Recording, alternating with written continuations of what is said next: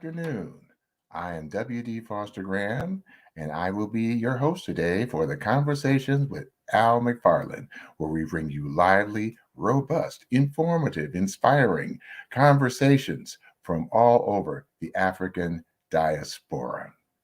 Uh, Now, we are continually growing our viewership. We just made it north of 600 and we're shooting for 1,000. So definitely like, share, and subscribe to our channel here at The Conversation with Al McFarlane.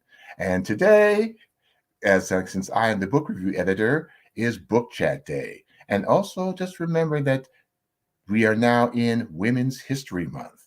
And so I would like to introduce to you our guest author for today. Say-Sha Hart hails from Grand Rapids, Michigan, and she is the author of the Truth Be Written journal series.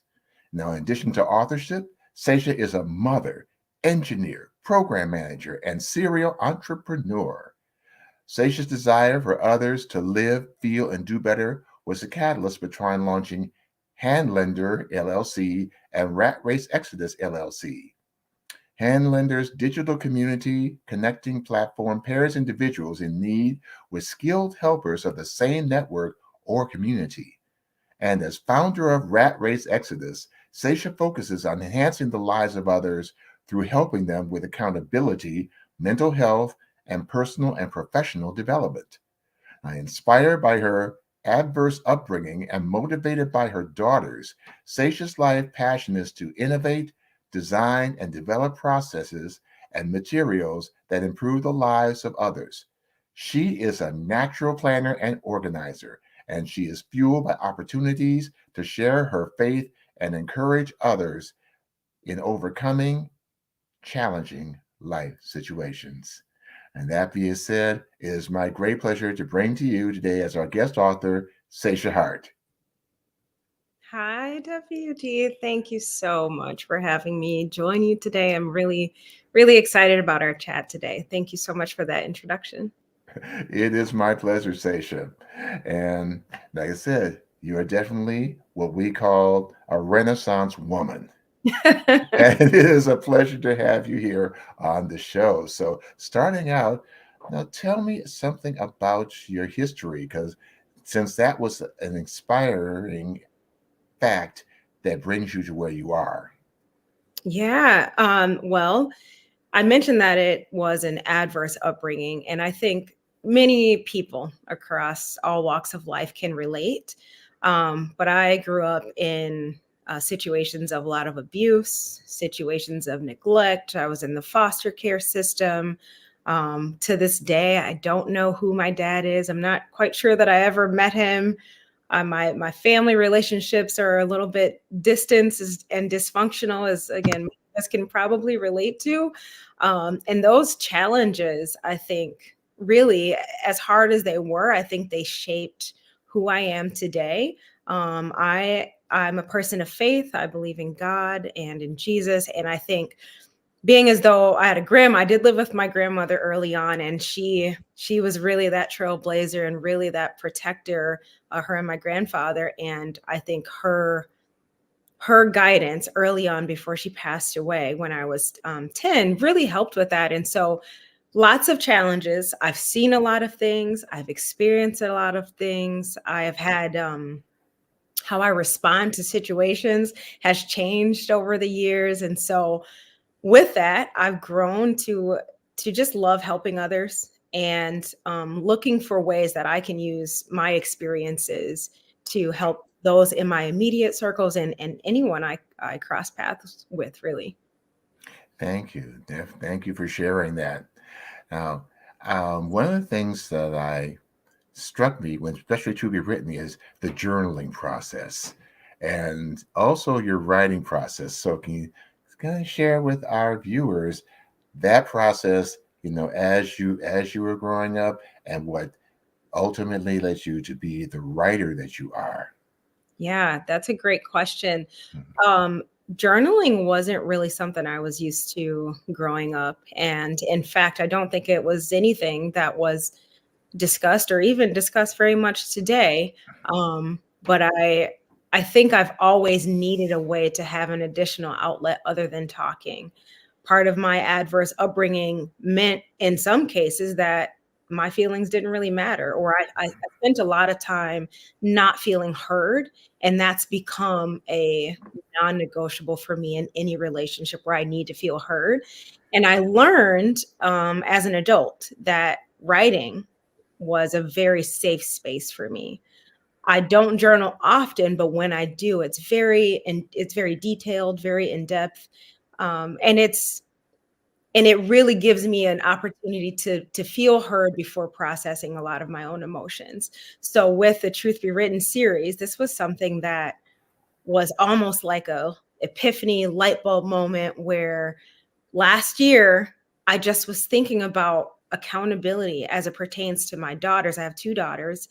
And as it pertains to my daughters and as it pertains to us as human beings and the challenging situations that we deal with and face on a daily basis, and how much of those we want to feel heard, but we often miss that accountability piece. And so in that moment, as a problem solver, I thought, how do I create something that gives people the opportunity to do both, to be heard and to also do some reflection? And so that's really where it started. Most of my other journaling came from video journals or me recording myself talking, but I would say, I'm going to write because I can write, faster than maybe I don't know, maybe writing's a little bit more efficient than what I'm thinking through it in my head. And then I would say, well, I'm gonna video record because video is faster than writing. And then I just would try to find all these ways to get my thoughts out. But something interactive as journaling, guided journaling, I found to be extremely helpful and beneficial for myself and others. I thank you that because yes, sometimes when we journal and stuff, we put those words down. They're written, that has more of an impact than if you just say, "Okay, let me video this or let me do this," Yeah. because the words are there. They're out there. They're out of our heads and stuff. Mhm. You know, and I like that we're going to be going for further regarding Truth Be Written. In the meantime, I want to ask you, tell us more about Handlender. Oh, thank you for asking. Handlender is another significant passion of mine. In fact, RatRace Exodus and Handlender are the two things that fuel me, honestly. Aside from my faith, but the things that I'm doing and where I feel called, Handlender is one of those things. And Handlender started as an idea after, again, birthed out of my own personal experiences, but started after I had my oldest daughter. And as a person who really I enjoy helping others, I find energy and life in that, but in the same breath, I feel very hesitant to ask for help. I feel reluctant and intimidated, and there's a fear of rejection. I think that has sort of been instilled in me as part of my upbringing, where you have to earn love. You have to earn the help that you're given. And if you are helped, then you owe the person something. And I never was comfortable with that. So I learned how to do things on my own. I learned how to figure it out. But once I had my daughter, that went out the window. I thought I could get by without asking for help, and I couldn't. And being in Minnesota and not having a big network and not having a large support system and being sort of disassociated from my family at that time, I had no idea where to go. So I'm thankful to God that I am an innovator. And so that's where Handlander came from. There was an idea to that said, what if we had a solution or a system that allows people to ask for help from people that they know and trust without feeling intimidated or vulnerable or wasting that vulnerability? And on the other hand, matching those people with others who love to help but don't want to be overburdened or who don't want to feel obligated as if because they can help, they have to, sort of giving them that freedom back and allowing them to help at their convenience. It's that combination of altruism and technology. And so that's really where it started. So I designed a platform that does all of that in an automated way, almost instantaneously, allowing folks to help each other without relying on money, without this unnecessary obligation, without the wrong motives, without intimidation and the fear of rejection. So it's been top of mind for a very long time. That is just awesome because oftentimes in our community there is reluctance to ask for help because it's because oftentimes it's to be seen as being weak if you have to ask for help. Right. So now now in addition to Handlender, you have RatRace Exodus. I mean, that's a very catchy name. I know, where did it come from, and what does RatRace Exodus do? Yeah, yeah. So when I had the idea to start writing these journals, and thinking more about that accountability and reflection piece, one of the questions as I was doing all of the administrative parts of it, so to speak, was, what name do you want to put in these journals? And if I'm being honest, I felt a little nervous about putting my name in this journal. I didn't know if I wanted my name out there. I wasn't sure. So this was the first time that I had heard of a pen name. I never knew that that term even existed. Mhm. And so I was asked, well, what pen, you could use a pen name. What pen name do you want to use? And I thought more about that. And when I tell you, even in that moment, everything was still part of that light bulb. It happened so fast and it just all came to me. And I thought so much about how much our lives are filled with so many things. It's busy, it's full, it's exhausting at times, it's exciting at times. So many times we are stuck doing things that we feel we need to do, but not that we really want to do or feel called to do. And that to me is the real rat race. It's not just a 9 to 5. It's not just a work or a day job or something like that. Mhm. It's it's truly these repetitive things that we do that drain us. And it includes our emotions as well, the hard situations that we face. And that's when it hit me. Rat race exodus, leaving this rat race. How do you want to do that? How can you do that even if you still have the same circumstances going on in your life? How can you exit the mundane, the same things, the draining, tiring, exhausting, or overwhelming pieces of life, while still taking care of your business? And so that's where it came from. And I felt good about, I didn't have to put my name out there.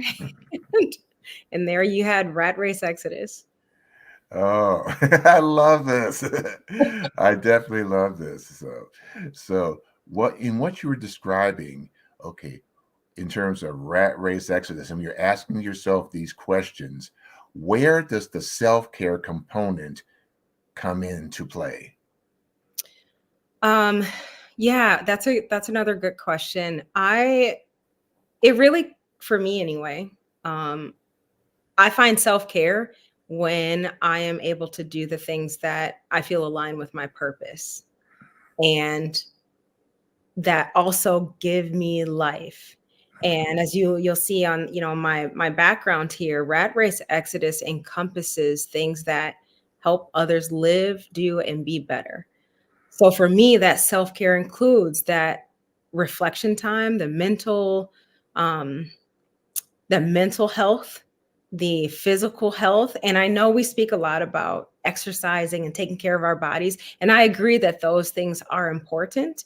But there's something really beautiful about having a joy in what you're doing in general in life, being able to declutter your life. So for me, that's self care. For me, that is, I've created a space to breathe mentally, emotionally, physically. I've created this space to just be. And that's something that we all need. Yeah. So, question I would ask you, um, who were your mentors as you were growing up? We're looking at those role models that empowered you, that inspired you. And tell me something about them.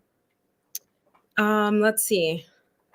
That question feels tricky to me because I don't know that anyone has stepped up to say, I'm going to be your mentor, but I can recall.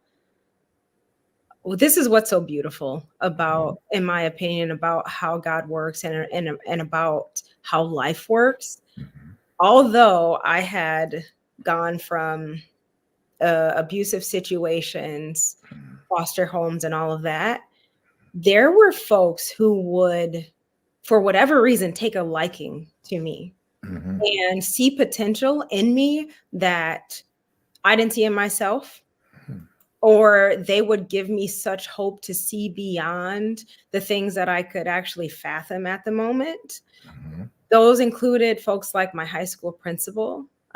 She passed away several years ago, many years ago. But her and her husband, they always took me in and sort of treated me like a daughter. And I never understood why or how or what they even knew about me. My elementary school principal, when I finally left home and went to college, there would be counselors who just, I mean, and at this point I was feeling like I was grown, but Mm. they still showed up in those ways to bring encouragement. I still talk to many of those staff members today who will say, hey, my college daughter.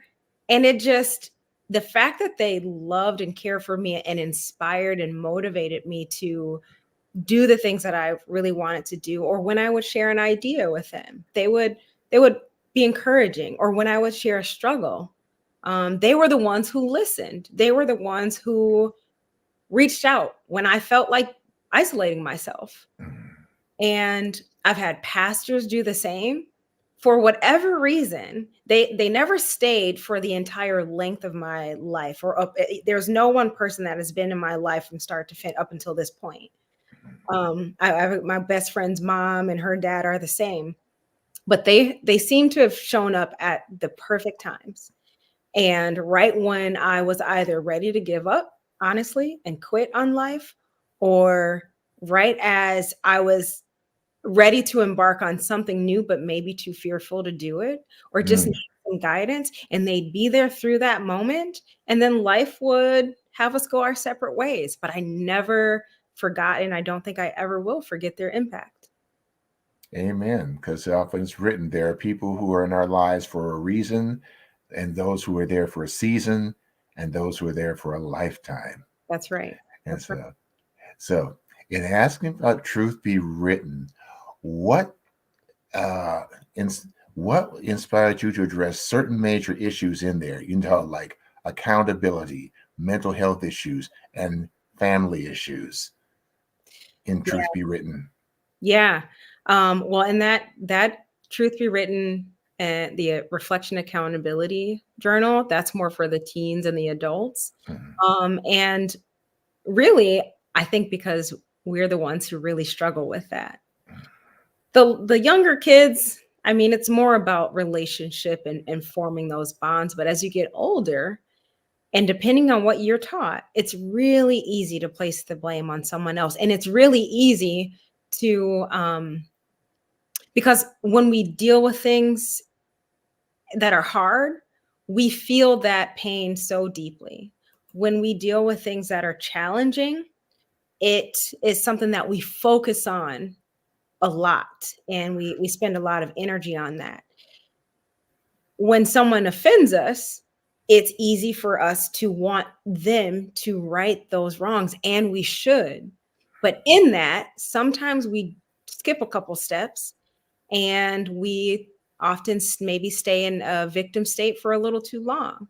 Or in some cases, even if a person has wronged us or there's a situation that doesn't quite feel right, recognizing that we have a role in these things sort of gives us some power back. It sort of gives us the opportunity to change the story, to change the outcome, to make essentially lemonade out of lemons. And so that's where that piece comes in. It's, I know for myself and even for my daughters and for my friends who have even purchased my journals, they I think we can all attest to, we want to be heard when something happens and we want that to be acknowledged, but it takes real maturity and real work to look in the mirror or even at a journal and say, is there any validity to what this other person may have said about me in this situation?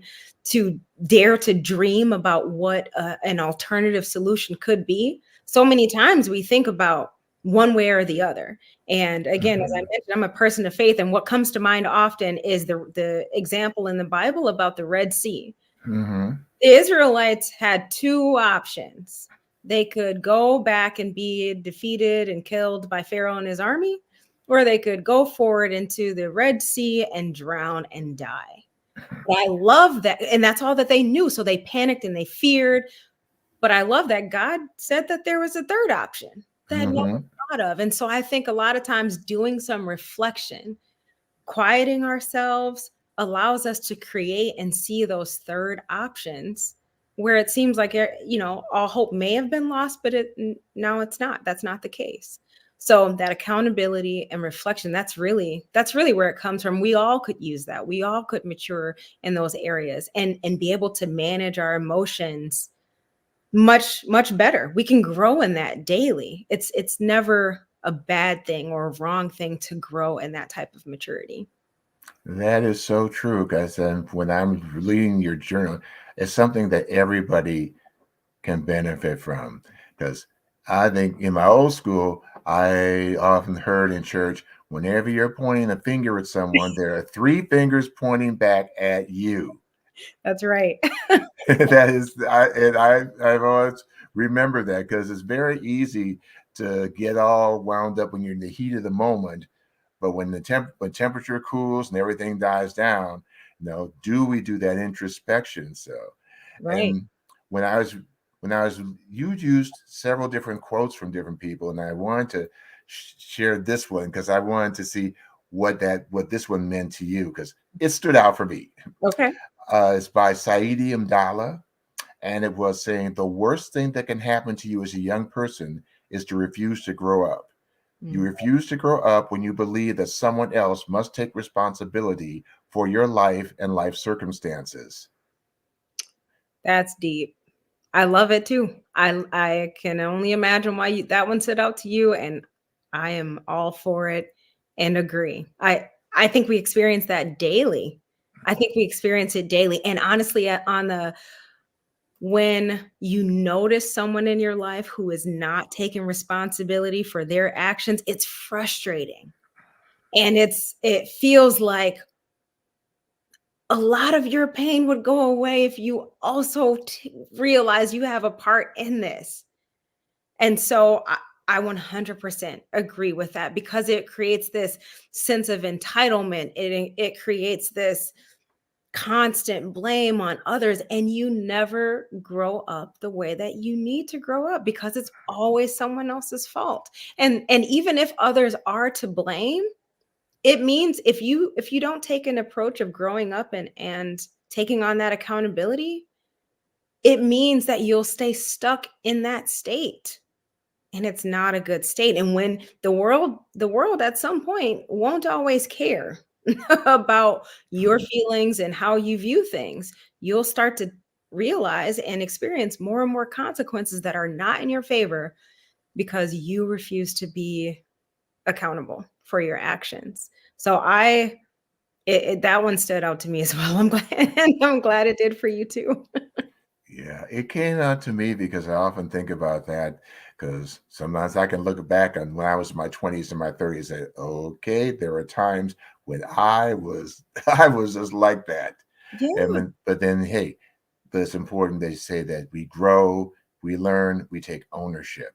that's right. So now, um, I would like to have you share with our viewers the process that you map out in the journal when it comes to a particular situation. Yeah, absolutely. I'm gonna grab one of my journals here, if Thank that's you. yeah. Mhm. Um, so this particular journal, again, there's two, one for kids and then this one for teens and Mhm. adults. And I'm working on several more, so I'm really excited about those. Yes. But I do love and appreciate this process, and I'll do that. I'll share it with you.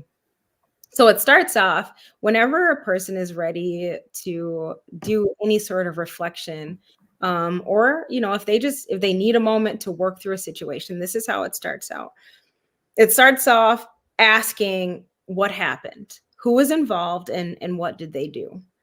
And that section really gives you the space to recount what's really your side.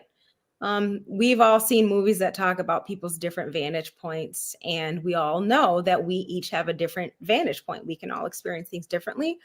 And so it gives you a space to capture how you saw things happening. And in that, to encourage the writer to feel even more heard, is that area that says, right now I feel. And that is just to identify, am I angry about this? Am I sad? And it seems elementary, but I think it's really important to really call out what it is you're feeling in that moment. From there, you have an opportunity to maybe describe how you think things should have gone. So it asks you, what should have happened? In your opinion, what should have happened, or what could they have done differently? And as you're answering that question, I encourage the writer to take a look at that honesty box and ask or answer if there's any truth or validity to what they said or did, which is a hard thing to do. This is where the start of that accountability happens. From there, we get into full-blown, forget about the other person. Let's think about you in this situation. And the question says, what role did you play in this situation, and what could you have done differently? And again, I think this is where it becomes really difficult, but very valuable and beneficial to do, because if you can separate your emotions in this moment and start looking at ways that you contributed, that's where that growth starts to happen. So after doing that, there's still that work, there's still a little bit more to do. And this section here is my favorite part. It's the call to action. And it says, now what? What are you going to do? And the reason this is in there is because we can think things, we can tell ourselves we know what could have happened or what should have happened and how we feel about it. But if you never make a plan, as with anything in life, you're not going to follow through and you're not going to do it. So this section asks what you're going to do, and it gives you options. Nothing, wait it out, go talk to them, cry, pray about it, distract myself, ignore it, meditate. This is my favorite. Forget about it. It's the Italian. Forget about it. Phone a friend or something else. And there's a box that makes you or tells you to check here when you've actually done it. Even choosing to do nothing means that you are making a conscious decision to close this out. Even that is doing something. And finally, although something difficult or challenging has happened, I wanted to make sure that the writer took time to appreciate the things that they do have going right, and the things that they have to be thankful for, because I would dare to say 100 times out of 100, you have something to be grateful for. If you're still alive and breathing, you have something to be grateful for. So I encourage the writer to list 3 things that they're grateful for today, to sort of take their mind off of all the emotions and off of all the hard work they just did, to sort of breathe. And then lastly, I have a space to doodle. And you've probably heard me say this so many times. It does not matter how old you are. We can be in a meeting and we could be in our own quiet time. If we have a pen and a blank sheet of paper in our hands, we're going to scribble or doodle something. And this is a really neat way to finish clearing your head. And you can clear your head, write, draw, scribble, scrawl, or whatever. And that completes the reflection. You've walked through the entire process. Thank you. That process provides that introspection, kind of that soul searching. Because I know, as I was hearing you go through it, it tells you, say, you really have to look at this, not only to be heard, but also look at or say, hey, wait a minute, what did I do here? What could I have done differently in that situation? Which is something that, yeah, we have to grow into that. That's right. That's We right. really have to grow into that. Well, we are going to take time for a short station break, and then we will be back because I'd like to hear more from our guest author, Say-Sha Hart. Are you or someone you know recovering financially from the COVID-19 pandemic, the lockdown, or any other reason? If so, help is available. Findhelp.org is a site to find a wide range of resources, including food, medical care, and more. The best part is based on your zip code. Visit findhelp.org, enter your zip code and the service you need. You'll get a map directing you to the organizations that can help you. Help is waiting at findhelp.org. If you need help starting anew, findhelp.org is the site for you. Welcome back to the conversation of Al McFarlane, and I have had a most delightful book chat with our guest author, Say-Sha Hart. With our station break, I want to ask you now, since you've released these journals for people, what has been the most rewarding experience for you? Yes, I I think when a person or a group or an organization releases or launches a new product, a lot of times it's the focus on the sales and really getting people to buy them. And that's a benefit and that's nice. But what I found to be the most rewarding is when I have conversations with people where these resources and materials resonate with them. Not only are they seeing and having an opportunity to purchase a resource that will help them, but they're talking to someone who can relate to them. And it allows me a space, like I said, to share my faith, to share my story, to let them know they're not alone. I was just at an event, I want to say a couple weeks ago, and it was part of the Minnesota Black Authors Expo at the Hennepin County Library. And there were a few single mothers and a single dad, I believe, who rushed to my table after I had explained what the books were about. And they didn't come over to just buy journals and leave and say, "Have a nice day." They stayed and they talked with me and they said they shared things with me about the difficulties and challenges of parenting, the difficulties and challenges of taking accountability for actions or knowing what to do when things happen or wanting to get into journaling, but not really being comfortable with dumping their thoughts on a blank sheet of paper. So those connections and being able to extend not only my resources, but my own availability to them to be able to help and encourage them and support them. I got to pray with a woman. I got to just chat with several folks. I got to see their kids. It just, that certainly was most rewarding. And if I attend any events or hold any event and I never sell a single journal, but I get to connect and share something that helps them be better, it's all worth it. Amen, amen, amen. Which brings me to a quote that you shared, like you are who you are. And I wanted to add another quote by Maya Angelou, because see, it's kind of like the two from me are connected. I think you're familiar with this one, that when someone is showing you who they are, believe them. So so if you would expound upon these quotes, because I mean they resonate. Yeah, yeah. So that one, it's you are what you are. Maybe I wrote it wrong, but that one is from a funny story from a friend who I don't know that she intended for it to be this impactful for me. Mhm. But she was, if I'm recalling correctly, she was telling me this story about her in her younger teen years, and she was getting ready to go to prom or some school dance. And she came down the stairs and she's all dressed up and she asked her mom, "Well, how do I look?" And her mom said, "Well, you are what you are." And when she told me that, I laughed a lot, Uh, but it stuck with me. It stuck with me because after all of my upbringing, after all of not just my upbringing, but the trials in my adult life, it's really easy with social media, with the folks we work with, folks in our lives. It's really easy to not be satisfied with who you are. It's really easy to take the gifts and abilities you've been given and to toss them in the garbage because society or the world says it's not good enough.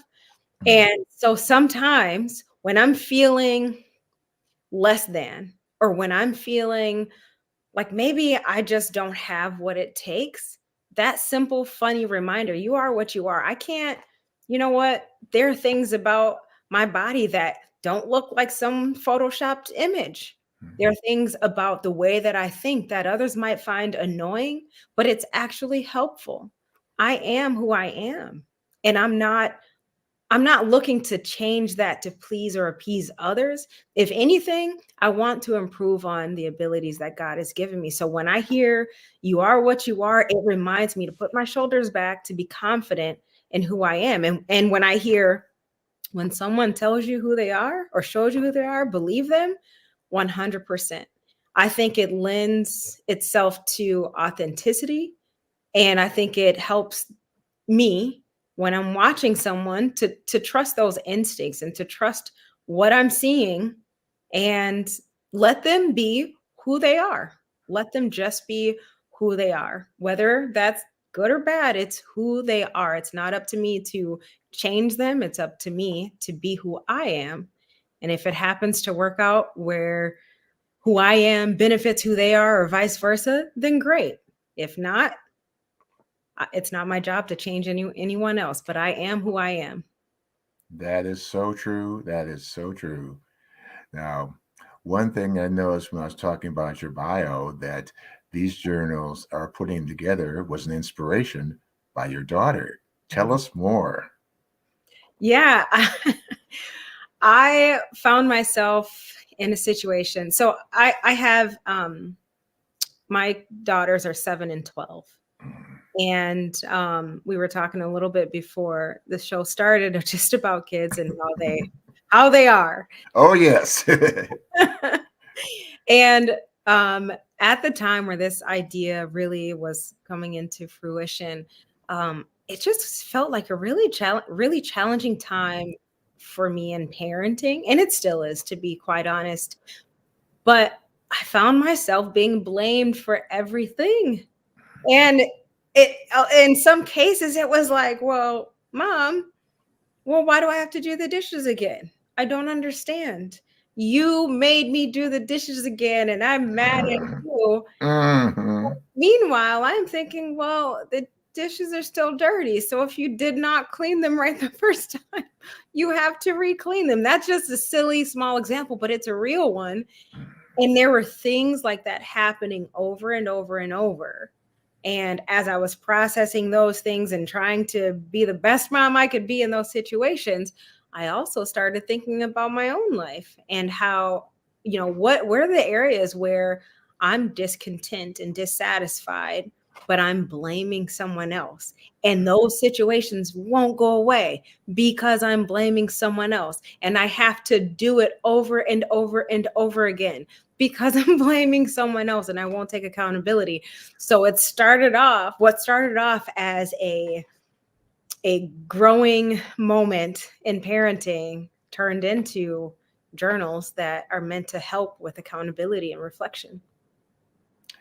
Yes, I can see an example of that because I know when my son was growing up, I think kids do this. Right, right. They definitely do this.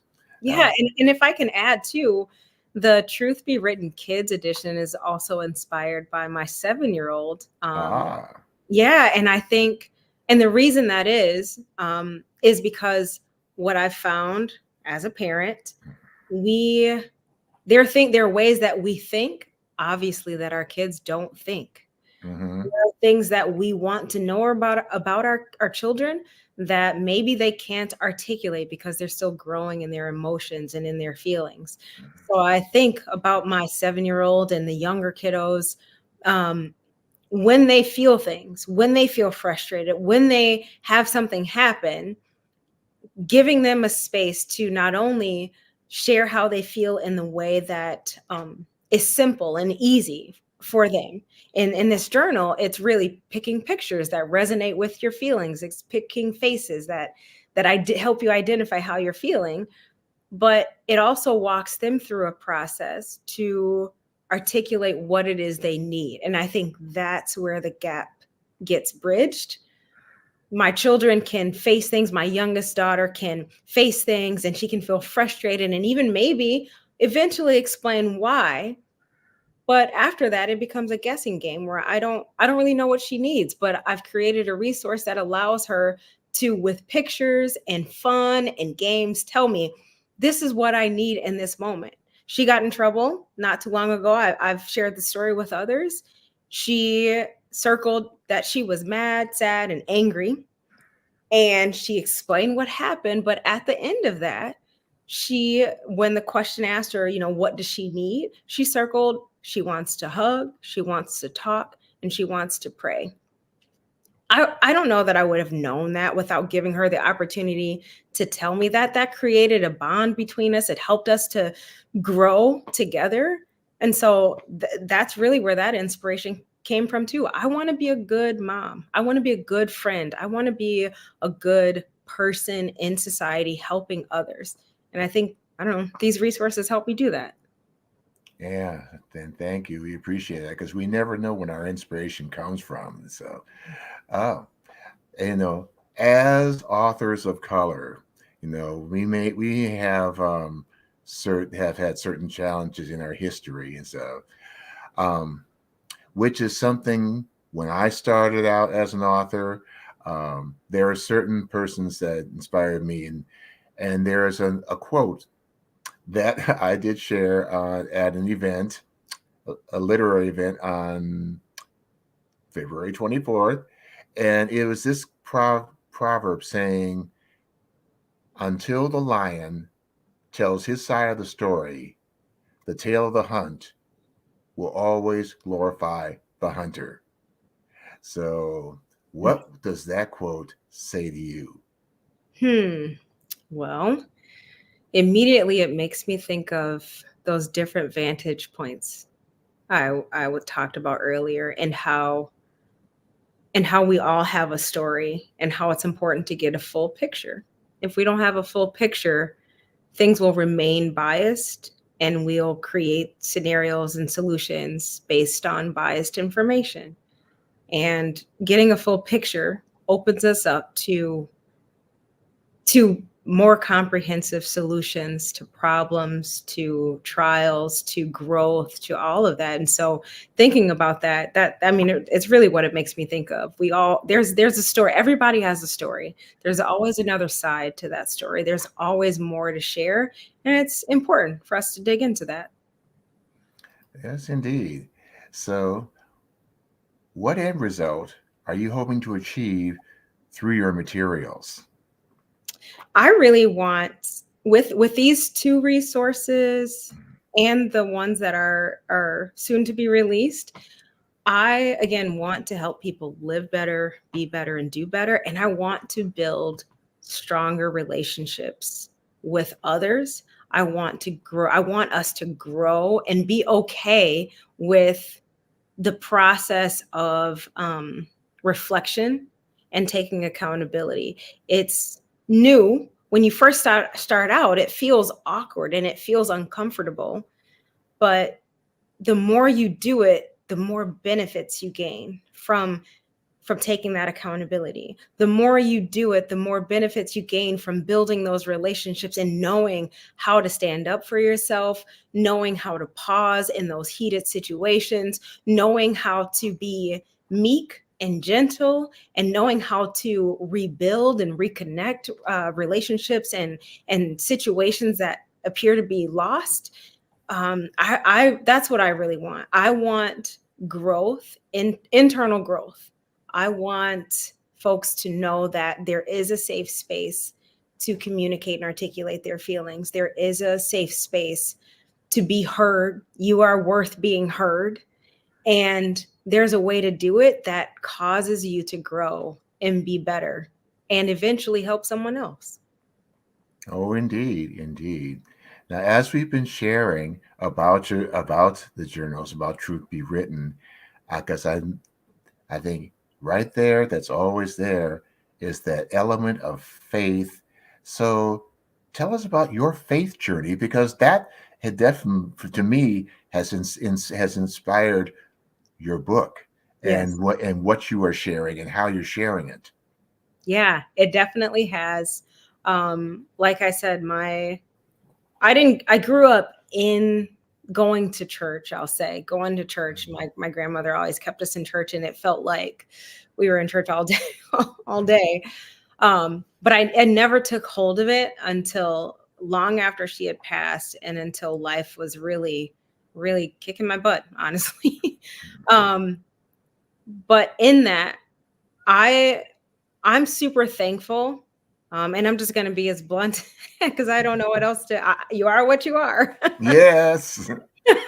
Yeah. I don't know where I would be if God hadn't stepped in the ways that he has. It reminds me of those mentors in the moments where I wanted to go astray and do my own thing. And I did. He found a way to pull me back.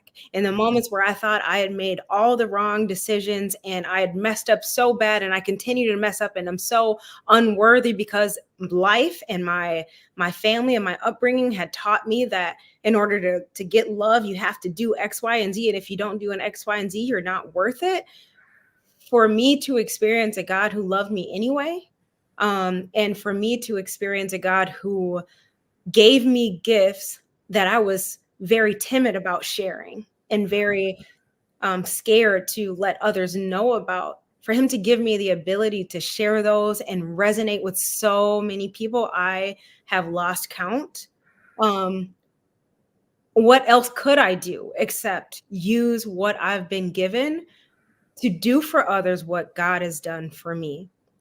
Learning about God, learning about salvation through Jesus Christ, learning about what it means to really follow God. And even with all of my flaws and mistakes and all the things that I am still learning and growing, my lack of accountability at times, my anger, my emotional roller coasters at times, knowing that there has been grace and space for me gives me such encouragement to provide that for someone else as I'm learning it, and to use the innovative mind that I feel God has given me to share it with others, and to trust that none of the other things that I'm doing here really matter. It's not about making a ton of money. Of course, I want to be able to live and provide for my kids.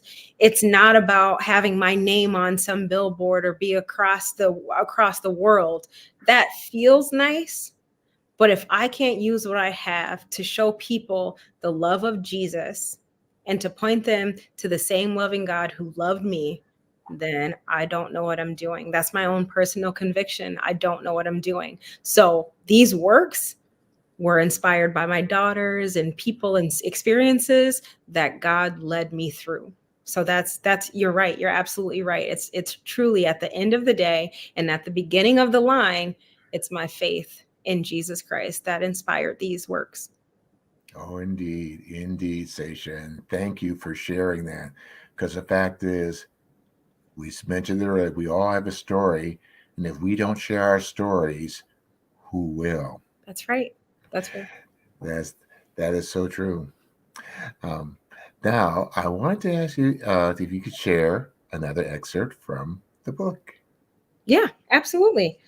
Um, well, in the Truth Be Written teen and adult Mhm, journal, that reflection point just it sort of repeats. mhm. So I've walked you through the entire process there. So I can point out though that in the kids journal, I think that Yeah, maybe that's something to point out here. yes, by all means. Yeah, and so I'll just again walk through that process because there's something fun in this one for the little. Great. And this journal particularly helps the kids explore their emotions, articulate their emotions, have fun along the way, and even do some learning. So it starts off asking them, what day is it? It's not like the adults where we just know, we write the date, but it gives them sort of immediate this ownership. I'm gonna check what day it is when this thing happened. Then they have a section where they can share how they feel. And there are some really friendly faces and silly faces that they can resonate with. They can learn the words along the way. And this journal is meant to be interactive with the parents or guardians and the children, because they can see the pictures, but maybe they don't know the words. So having conversations about what you feel, or why you might feel that way. From there, there's a space for them to share why they feel that way. And it's only small because it's not meant for them to do a bunch of writing. It's meant for them to be more interactive. And then, what do you need? And there they get to answer. They can talk, sleep, color. This is that call to action, similarly as with the talk, sleep, color, play, hug, read, bath, pray, dance, or draw a picture for whatever it is that they want to do. And for them, kids are all about rewards. So once they've finished this hard work, there is several pages of activities for them to do with a parent or guardian or by themselves. There's jokes and would you rather questions, tic-tac-toe. And my daughter's personal favorite is, after every entry, there is a space to make a comic about your day. And I didn't realize how impactful and important that would be. And the reason I say that is because once I started noticing her filling this out, I really saw her feelings come to life. She recreates the entire scenario. She might even add a twist in there, but she turns it into something good, even if it was hard. And I just love that she had the space to do that. She would sometimes complete a journal entry just so that she could fill out the comic area. So those activities are all throughout the journal. They're different ones, and they're meant to inspire and motivate the children to keep talking about their feelings, the parents to keep asking their children about what they need and how they feel, and to really strengthen those bonds.